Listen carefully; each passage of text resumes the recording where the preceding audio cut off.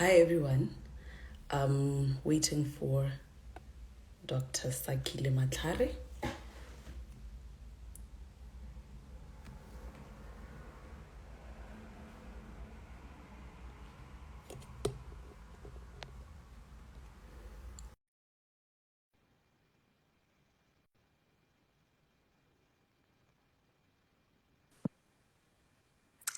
Hi, Doc.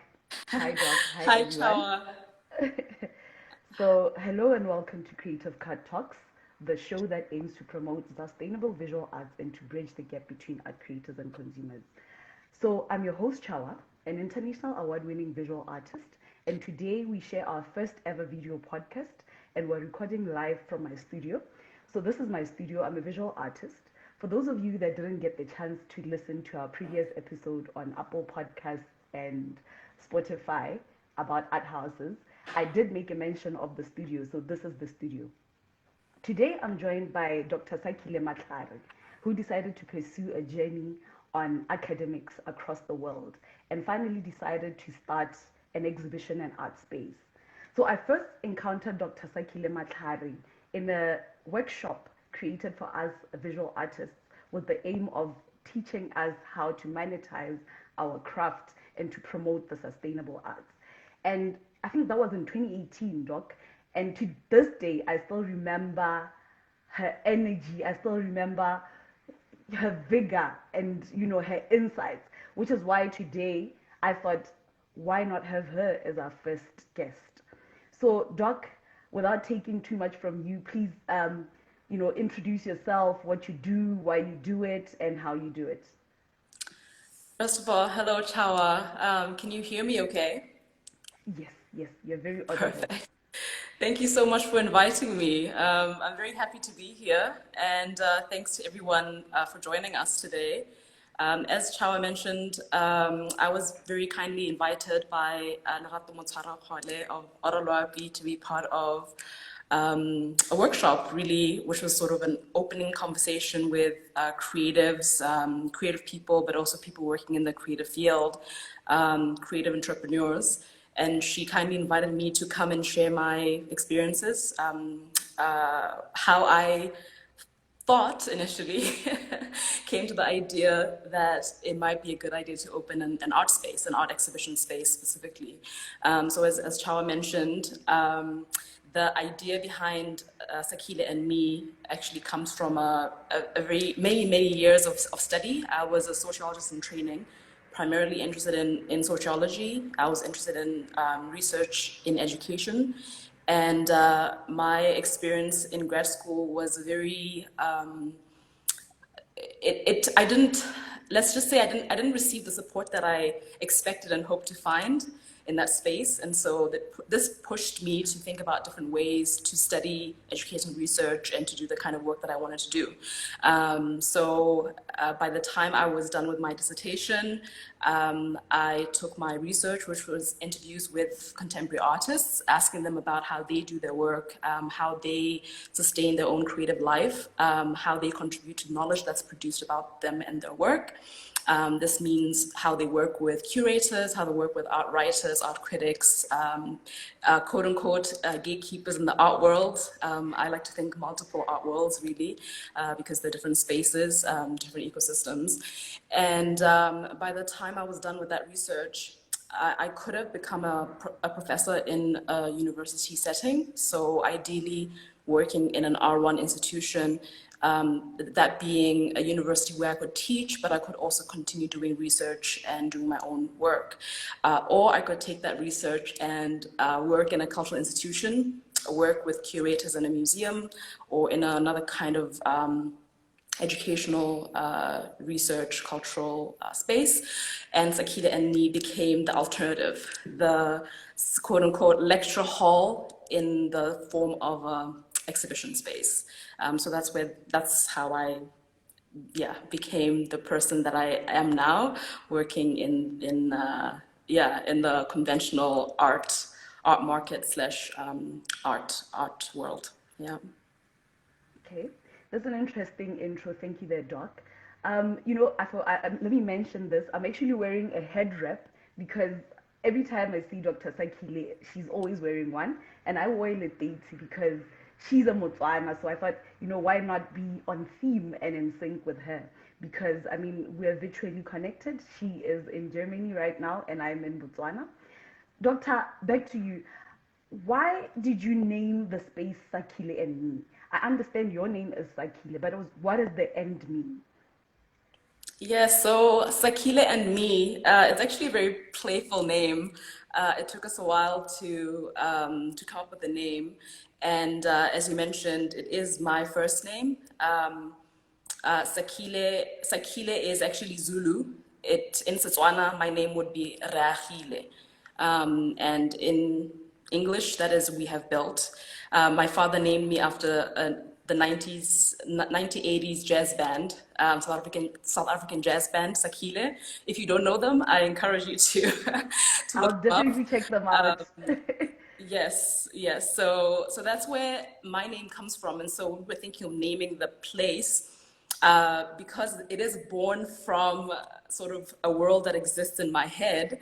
The idea was sort of to place my name there, but then also to include whoever might be mentioning the name. The idea being I couldn't be building this space without my partner. I couldn't be building it without the artists we work with, the curators who advise us, the people who come in and I give tours to, sometimes talking to them for an hour and a half.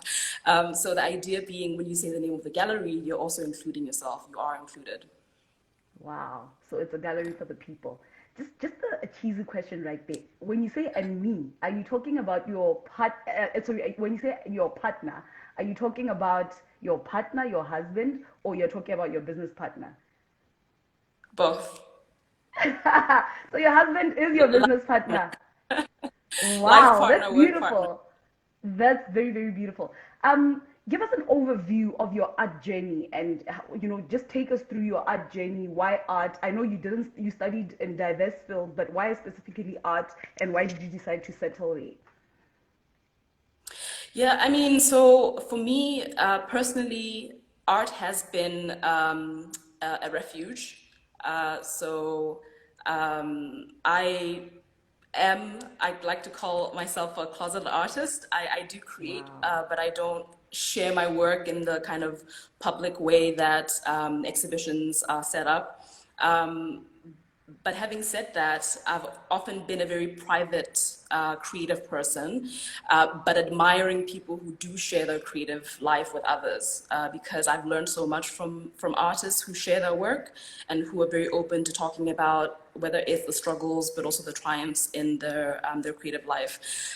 So for me personally, art has always been a part of my coming of age, but it hasn't been in a public way. I haven't really shared that in a public way. So the idea of opening Sakhile&Me really was to surround myself with, or to continue surrounding myself with people who have made a decision for themselves to make their creative life something that they share with others. So this is it is in a way an encouraging space to be in, to be surrounded by people who do use their creative life in this way.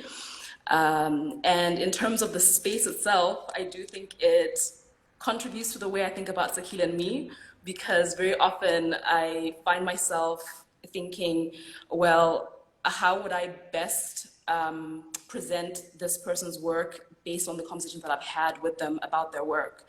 So it isn't just about having a beautiful exhibition or an exhibition that people talk about for the next month or so, but actually listening to what an artist is saying about their work and what they would like people walking away from their work with. And so then I take on that challenge to go, okay, right, how do I do that in this space? Because it is a particular kind of space, right? So yes, I don't know if that answers the full question. The journey. But I mean, Yes. I did my homework, and I noticed that at some point you did murals and you did a bit of this and that, and you were out in the open. Can you take us, through that journey gradually before you got to the studio life, sorry, the gallery life? Yeah, I mean, so the mural background is actually, at least in my experience, that was actually coming out of need. So when I did So the mural was the first time I did a job where I got paid for the work that I did. It was a commissioned work, and I was doing it because I was raising funds initially when I was leaving Botswana to go to school in the US. I didn't have enough money for the plane ticket, and so I was commissioned to do this mural, but it was actually two murals in the bedroom of a friend's son's bedroom, and so it was a very personal project to take on, and so I felt excited to be able to do this, but at the same time, I kept thinking, I really hope he likes it. I really hope he likes it, because it was a surprise for him as well. And so that's how I got my first job, really. So it was commissioned work. Okay. I can totally relate. I decided to go unknown as an artist, as in you won't know if I'm the one who created that work. So basically, me and my middlemen will only know that I did that work, partly because, I get a bit anxious, and, when people see my work, I have that. So sometimes even when I exhibit, I don't exhibit my best works. I exhibit those works where I'm like, okay, you know what? Because I get that. I'm saying this because I can see the emotion behind the mural, and I can totally, totally relate. The other aspect that I really loved was how art can actually fund, a big life moment or a milestone, and I really love that. But anyway, back to the gallery. Why did you choose to do the African diaspora, and how is that going? I guess the simplest is I started with what I'm most familiar with what I know. So I left home when I was 18, 19. So if we look at the definition of the diaspora, I'm probably somewhere in there, in that bucket. So I was finding myself drawn to people who understood the experience of having multiple homes, or the experience of having grown up in one place, but then continuing your growing up in another place.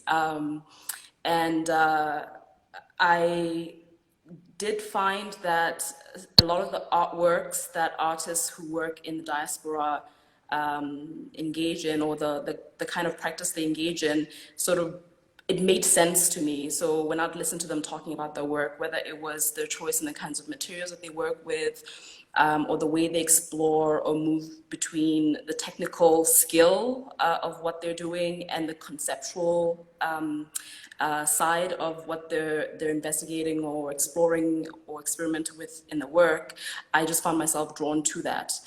So yes, I'm not very shy about emphasizing and talking about prioritizing artists in the diaspora, but also artists on the continent, because even though I've spent almost half of my life elsewhere, in Botswana,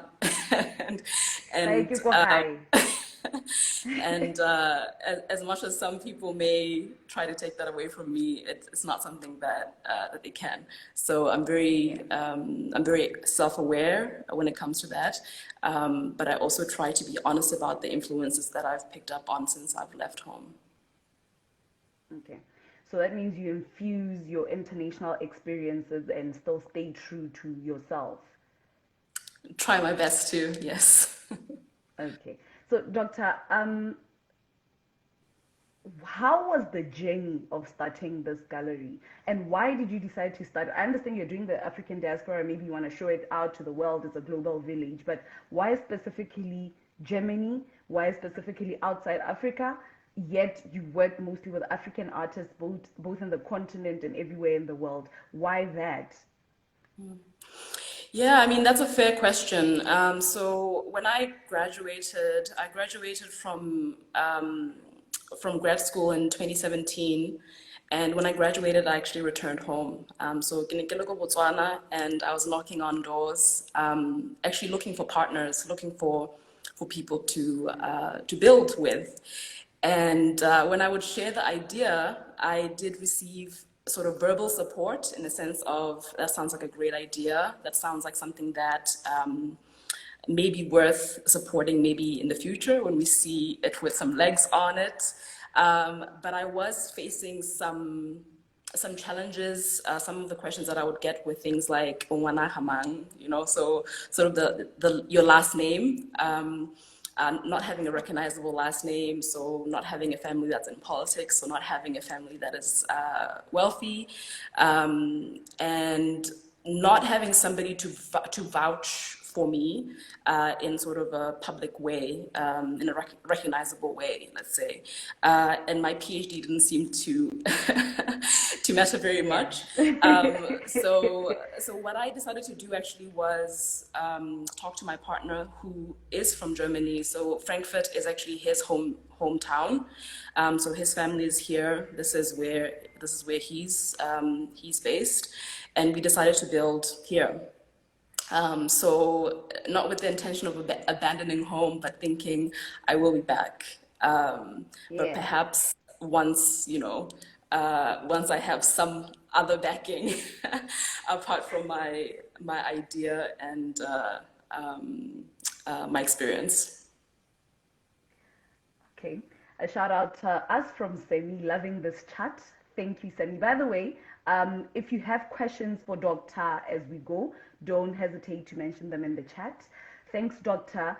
And how did, we in Setswana we say, or like home is where you feel. How did that make you feel, and how did you persevere? I think that will take us to, you sharing all other growing pains you had in the business. But how did you feel about, knocking on doors and not happening, you getting all those comments? How did you stay afloat, and how did you bounce back?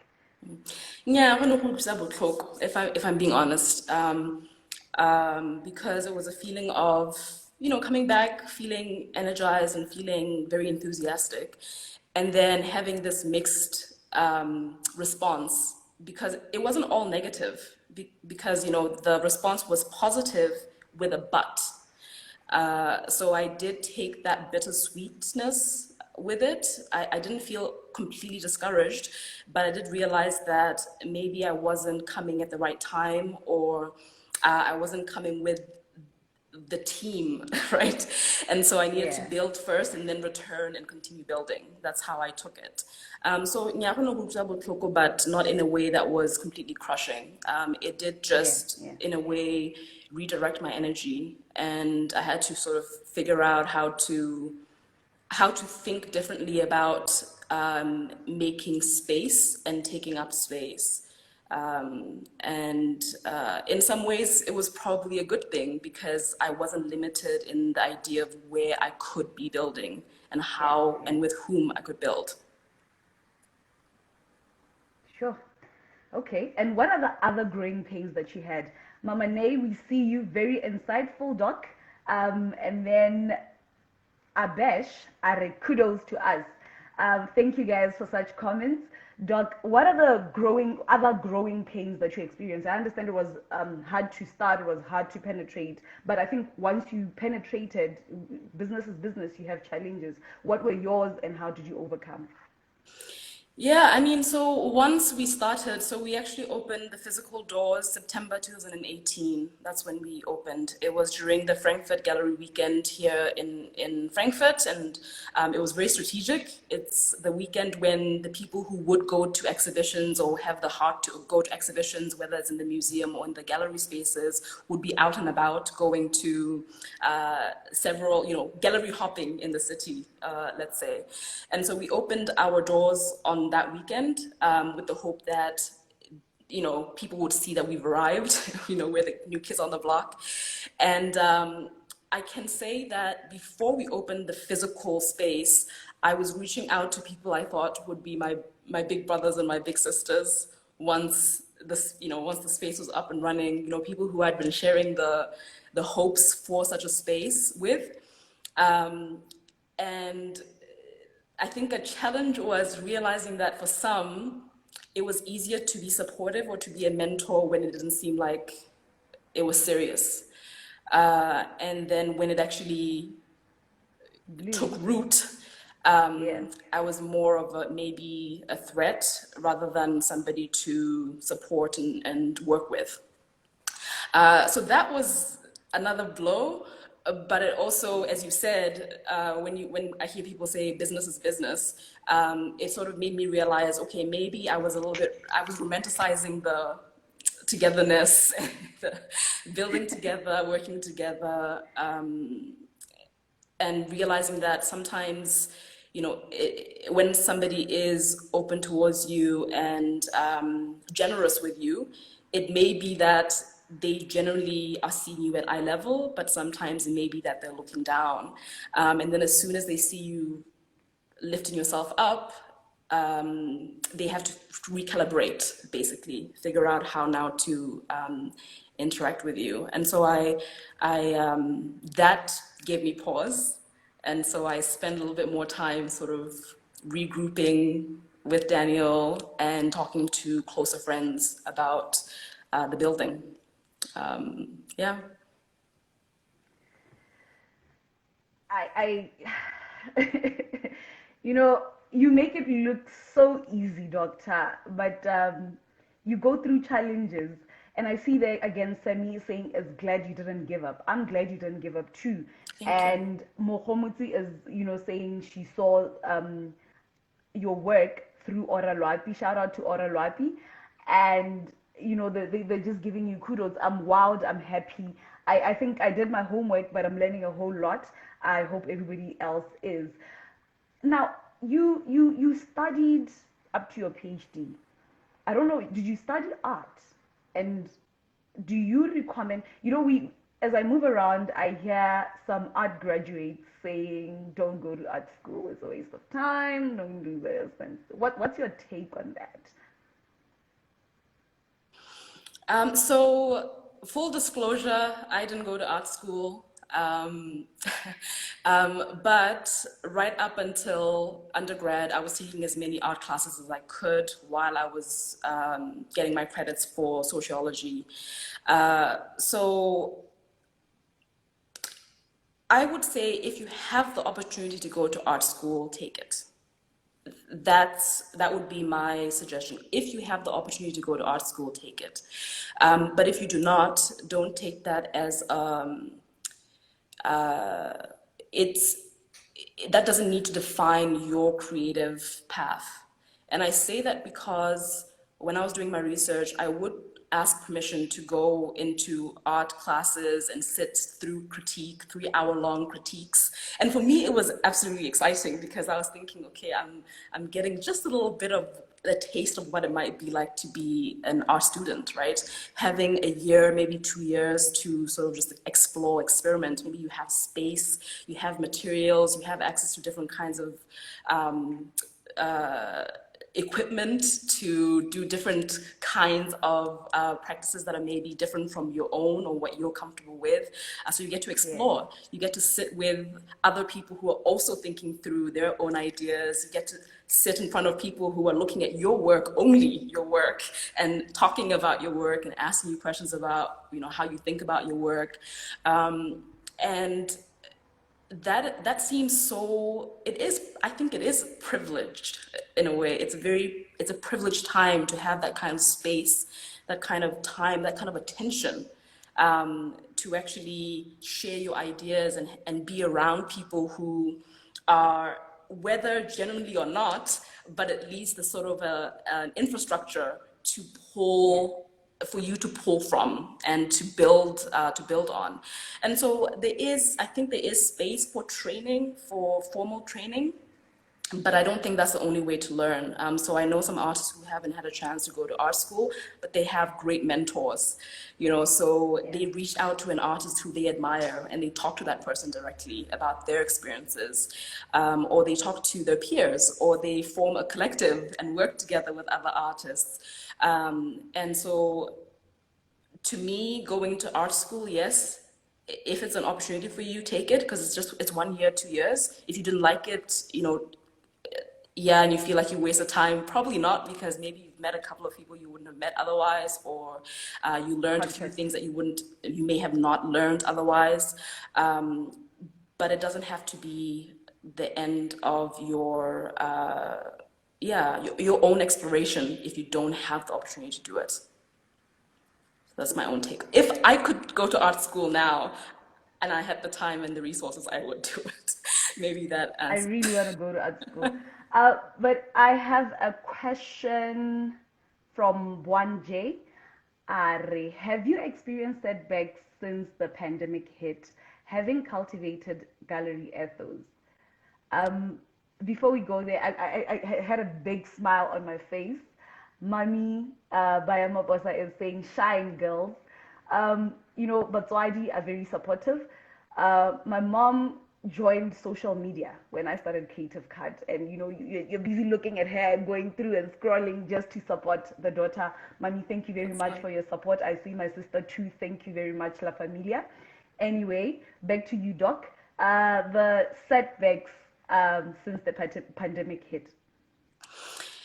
Yes, so just to piggyback on that, thank you, Mom. Thank you, sisters. Thank you, family, who are showing up and supporting us. We really do appreciate it.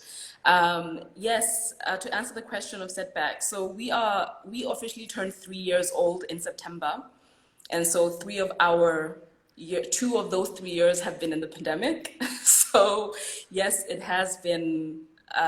There have been some rough patches, to say the least. So, I mean, there are spaces that have been doing this for over 10 years, 15 years, who have gone under, or who are struggling. So for us, we don't take it for granted with each week that passes when we do manage to get something that is on our goals list checked off. And one way that I would say we have maybe managed to stay, not just afloat, but actually stay on task, is because when we opened, we actually had a 5-year plan. And the 5-year plan was to incorporate something of what the pandemic is forcing many of us to do.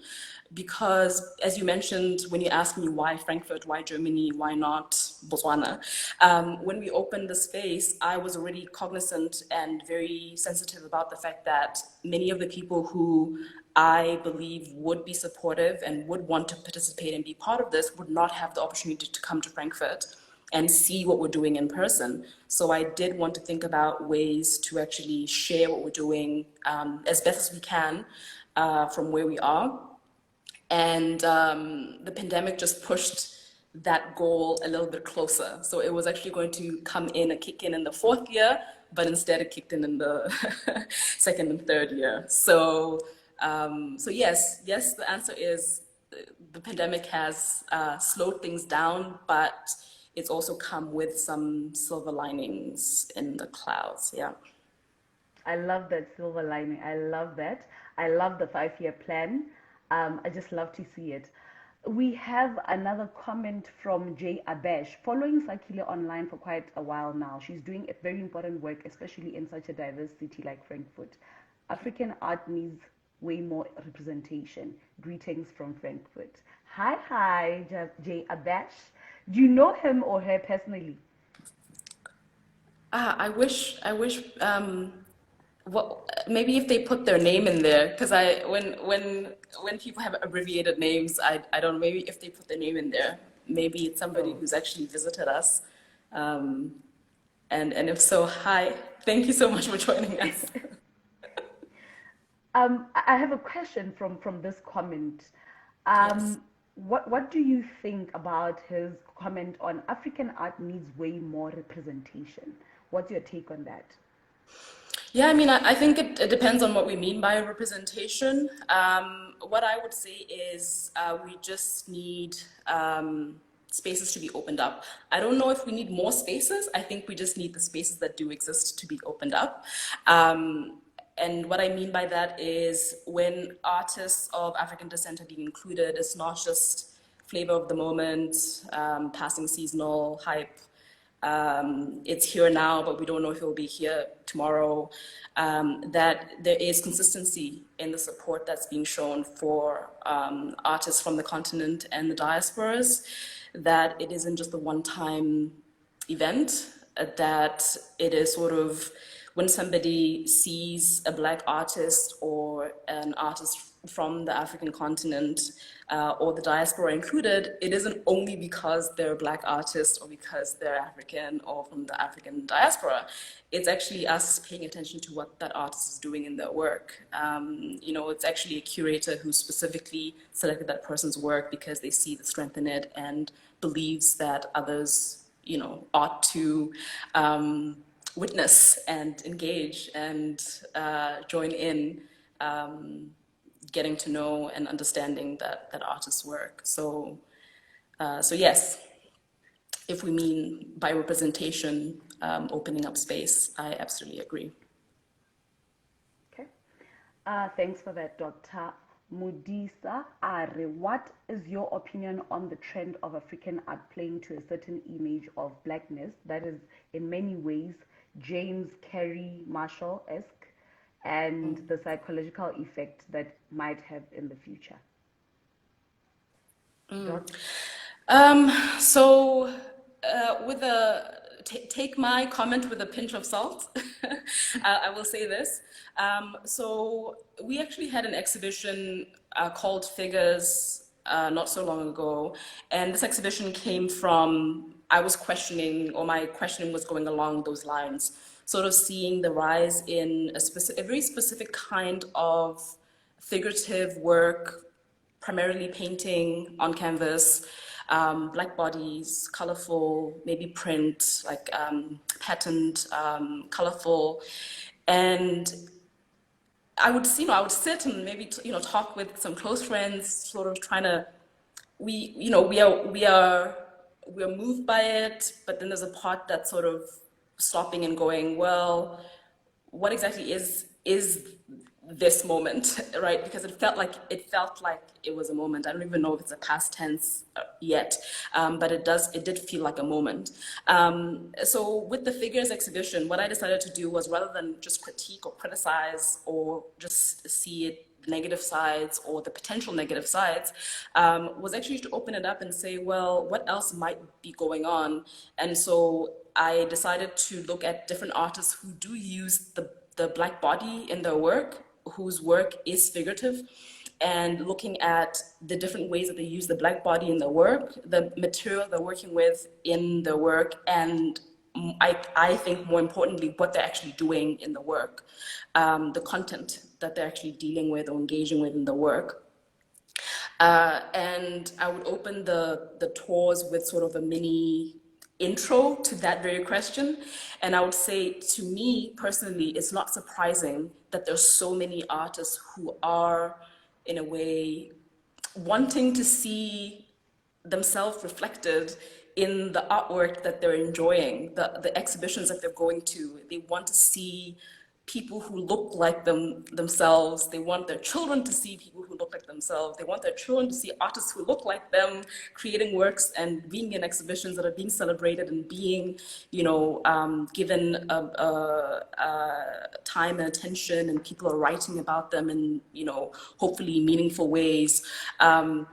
And it didn't feel like it was fleeting because there was so much of it. And so how can it possibly go away when so many people are engaged and involved in it, right? And so it did feel powerful. And then there was a part where I was thinking, okay, so then is it enough to be Black and to paint Black people? Is that enough? And then I was thinking, well, why shouldn't it be? And so I got into this space where I felt like we were spending more time criticizing when spaces do open up and people do have a chance to represent themselves and be creative in the ways they'd like to be. Then suddenly, very quickly, somebody's quick to judge or quick to want to pull the rug from under it or quick to want to cover it, quick to criticize it. So we were recently at an art fair in London, and while we were there, somebody on Instagram actually went on there. I will not name names. So, but this person basically said, "What's up with these N-word, just showing N-word paintings? It's all N-word, N-word." And this person was clearly very upset by the art fair and upset that so many, this is my interpretation, that so many of us were there. You know, people were all dressed up. I mean, people having a good time and really enjoying, you know, visiting and supporting their friends and family, and there were, you know, quite a number of us there, and so perhaps for that person that visual was too much. They, you know, but maybe that is something that we need more of, and there is a certain part where I do think it's fair for artists to have the space to explore what they want to explore in their work. So if somebody does want to deal with something that is traumatic in their work, or something that is painful to look at or difficult to talk about, then that's what they spend their time doing, right? And if we don't want to look, we can look away. There's so many other artists. Yeah. So if you're not interested in what this artist is doing, then there are probably, you know, 2 million other artists that you could be looking at, rather than putting them down or trying to crush their spirit because they're expressing themselves in a way that you don't agree with, or that you wouldn't do if you were an artist, right? So that's my very long 2 cents on that, but take it with a grain of salt. Thanks. I hope Medusa is satisfied. Sadi, hi. Samosa Sapula Khojana are hey, you too. Love the chats. Truly fills me with hope for art about and in Botswana. Sadi is an award-winning visual artist. She really loves art. And thanks for that comment, Sadi. Thank we you. have another comment from Andre Blumore. I hope I'm pronouncing it right. It's so nice to see you again, Sakhile. Hello to everybody from Frankfurt. The art scene in Frankfurt is quite big and very competitive. I hope we see more shows and talks at your space. Wow. That takes me to my next question. Your space is a research space and an exhibition space. What sort of research and who can research there, and what really, you know, happens in that research field? So primarily, if I'm being totally frank, most of the research is myself and Daniel doing that research. Although we do work with young students who come in and also are curious about the work that we're doing, or they're working on their own projects, or maybe they want to use the library that we have here. It's not a very big, sprawling library, but we do have some, what I consider some gems in there. And a lot of it is ideation. So it's not necessarily like a schedule of workshops that take place, but it's more ideation, people coming together and discussing different questions, or the same kind of conversations that we're having right now, that happen in either very fixed ways or in more casual, somebody coming in and then staying a little bit longer, or making an appointment to come back to continue talking. Okay. And then I think on our episode 7, we talked about middlemen and art dealers. Are you an art dealer, and how is that going? What is your experience on, you know, dealing art? I know you're a commercial gallery. How is that going?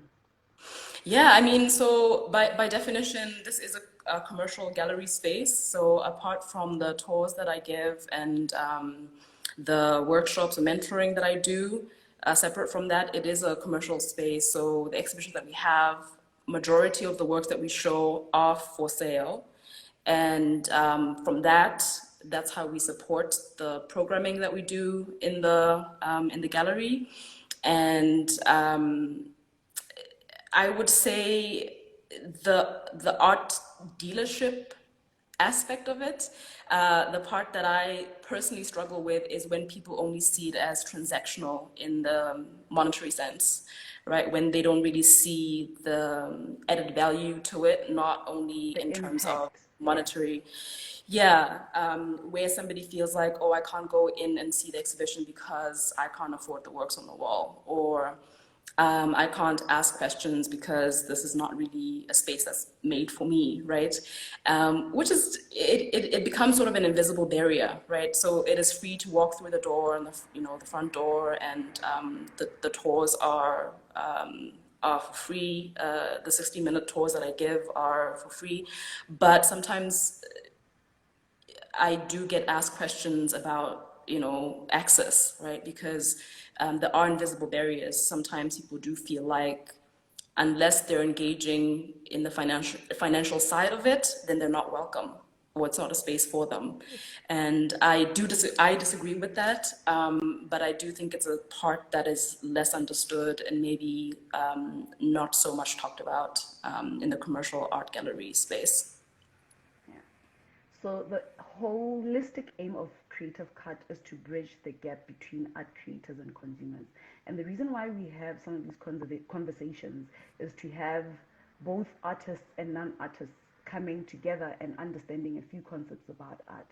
When we talk about art, even in our country, sometimes people think it's for the rich and elite, or it's for the crazy artists, but there's always that visual art impact that people don't get to see. And like you said, it is a barrier and it's quite concerning. But I hope with our efforts, with time, such narratives will change. We have a question from Jayabesh again. What do you think about non-African curators exhibiting African art? Before you attempt this, Doc, I'd like to make a disclaimer. This is a family show. We create borderless content. We love all. We're one. We're all human. And I'm not trying to, direct your way of answering, but let us just be cognizant of that. But anyway, what is your take on non-African curators exhibiting African art? No, thank you for that question. I do think it's a challenging one, because in the space that I'm in, so I'm based in Frankfurt, Germany. So majority of the people who are here, and most likely majority of the curators who are here, will be white, non-African. So in the spaces where, for example, you might have a museum that has an African art collection, or a curatorial team that is representing or bringing in artists from the African continent and the diasporas. Many of the people who are in those spaces are not of African descent and are not Black. So I think it would be a little remiss of me to just say, get rid of all of them.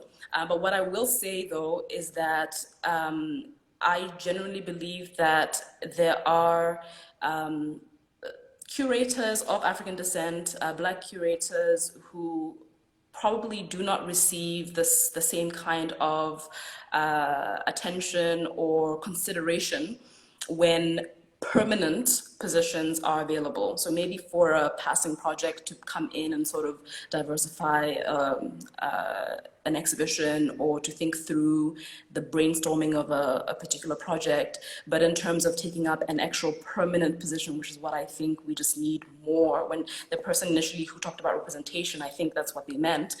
Space. We need the space to open up, and for inclusion to not just be about bringing people in, but actually considering what needs to change for them to be accommodated in that space, right? Not just that you're coming in to fill in this gap, the box is checked off, but you're the only person who's paying attention to what needs to change in terms of accommodating different people, accommodating different ideas. The entire team needs to be on task when it comes to that. So that's what I think. So it's not impossible. It just actually takes people doing it away. So just to pull a little bit from sociology, a way I like to talk about this is when we talk about racism, sexism, ableism, when we talk about these structures, structural inequality, it's people who are enacting these ideologies, or who are through everyday decisions that are being made, through the everyday actions that are being done through individuals, or through these collectives of individuals. This is how this continues to happen. So what we actually need is a collective of individuals, in a way, not only pulling back or undoing this, but replacing it with something else, right? And so it's sort of that both those things need to happen at the same time. We can't all be critiquing and criticizing all the time. We also need to be offering alternatives and following through. Yeah. Okay. I think as you spoke, I got a bit of. I have another question to follow up on this question. Now, this one is from me. Let's say maybe he was asking this in terms of, when you curation is an art on its own, and when you do art, sometimes it's very impactful when you do something that you felt, something you've lived. Maybe they have not lived the African experience, or they are not Africans, therefore don't know the African experience. Do you think that aspect has sort of any influence on how they do their work? Not to say they're not supposed to do it, because I mean, I lived in an African country at some point, and I stole quite a lot of ideas from that. You as well, having studied across the continents, you probably picked ideas and this and that from there. But now, in terms of that Africanist, the African feel of how things are done in the African continent, and understanding the diaspora in terms of how it has affected your people. Do you think they portray, what is maybe, let's say, supposed to be? That's a tough one for me to answer, because the African experience, it's really difficult, because it's like, so my experience will not be representative of so many other people's experiences. So so the thing that sometimes I try to focus on is,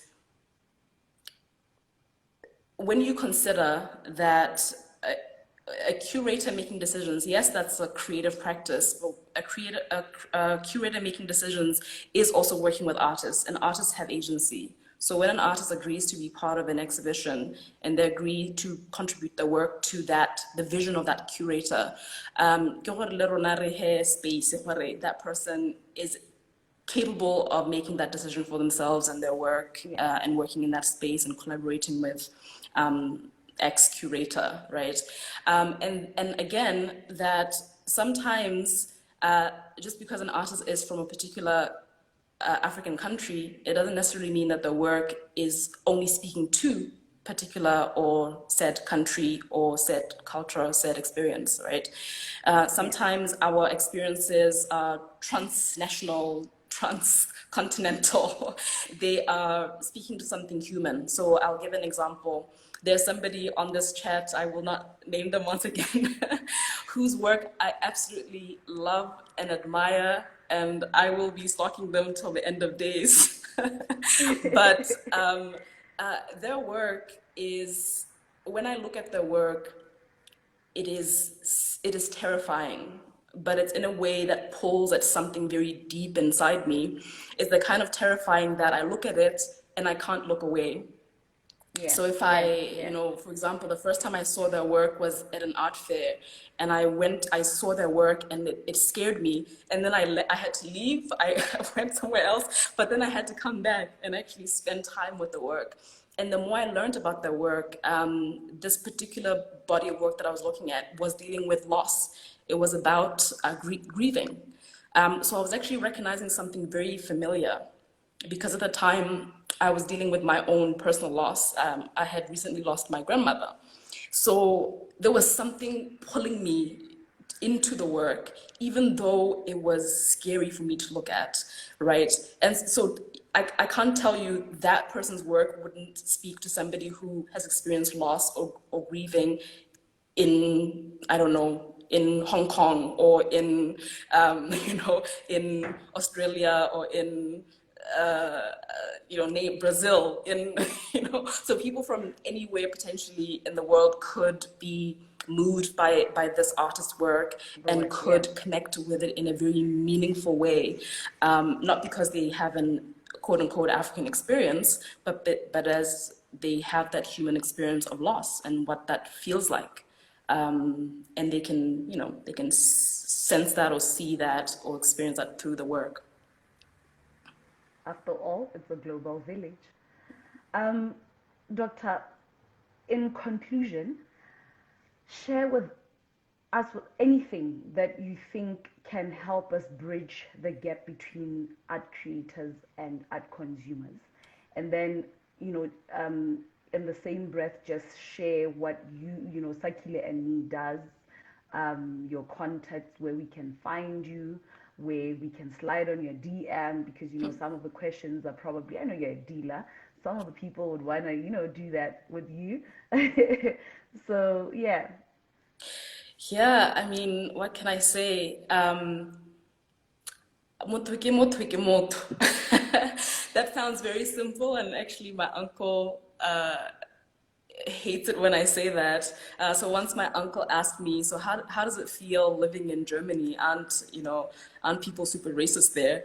And I said, "Motho ke motho ke motho," and he really hated that that answer, because wherever you go and there are people there, you'll find the full array of characters, people who are open and loving and nurturing, and people who are closed off or fearful and don't want to engage with anything that is unfamiliar to them, or that they feel is unfamiliar to them. So what I would say is, when you are interacting with other people, so if, say, you are an artist interacting with a curator, interacting with an artist or an art writer, interacting with a gallerist or somebody working in a gallery space or museum space, see each other first, and see the work. And that's really, I think, the best that I can give. And I say that because sometimes it's almost like the same kind of respect and consideration that someone might wish for themselves, they don't always offer or extend to another. And so just to consider that, and that as we say that, we actually include ourselves in that statement.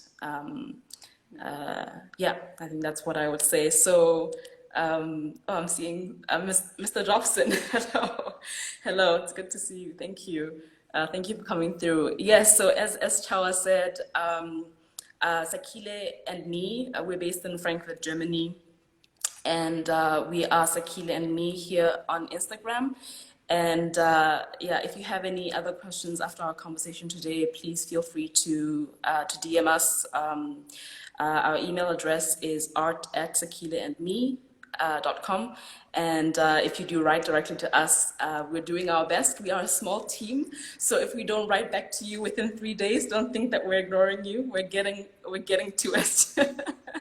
Actually, before we go, one of the questions that you had asked me when we talked, you had asked, how does it feel to have gone from the creative side of things to the admin side of things?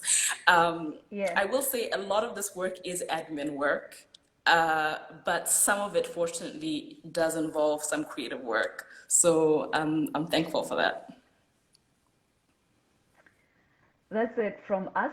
Thank you very much for joining us, firstly, and for your comments.